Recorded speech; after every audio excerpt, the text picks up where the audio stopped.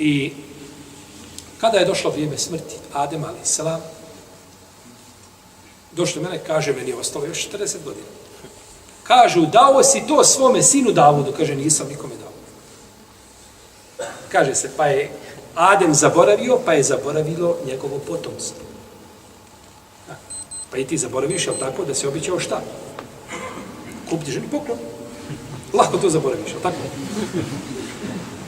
I kaže, porekao je Adem, pa je poreklo njegovo potomstvo.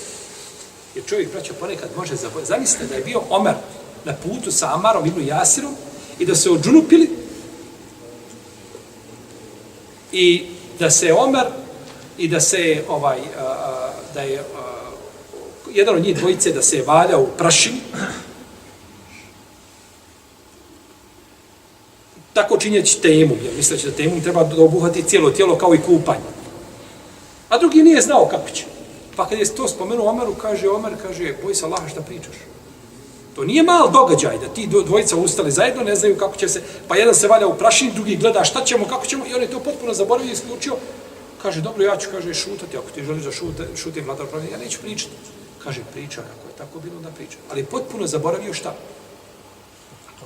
Čovjek može, znači, zaboraviti nekakve velike događaje. Među ravijama je bilo hadisa koji prenosi hadis i kaže drugom da mu je pričao, kaže, ti si meni pričao tako i tako. Kaže, ja to tebi nisam pričao. Jesi, kaže Bog. Ovako si mi ispričao.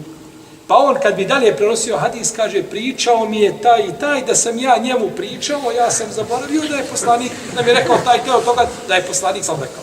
A nije rekao, ja sam čuo, jer je on to šta? I on govori po svom ubjeđenju, kaže, meni je pričao taj i taj, da sam ja njemu pričao, da mi je rekao taj i taj od toga i toga, sa lancem do koga? Do poslanika, sallallahu alejhi ve sellem. Pa čovjek može, znači, zaboraviti ponekad je tako nešto što je bitno za njega, to je priroda čovjeka. I braćo, kada čovjek ne bi zaboravljao, prsnuo bi. Zaborav je blagodat.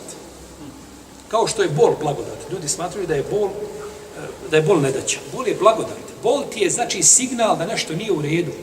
U protivnom bi bio dok ne budeš uništen. Ne bi osjećao, ne bi znao da nešto nije u redu, da nema bola. Znači, kad ima bol, to je blagodat. Znači, ukazuje ti bol da nešto nije u redu. Liječi se. Tako i zaborav. Zamislite, čovjek, dijete mu prestane i u tom momentu kad vidi svoje dijete zgaženo na ulici i da cijeli mu život ostane takav. Kakav je to život? Pa su to blagodati. To su blagodati od stvoritelja te barake.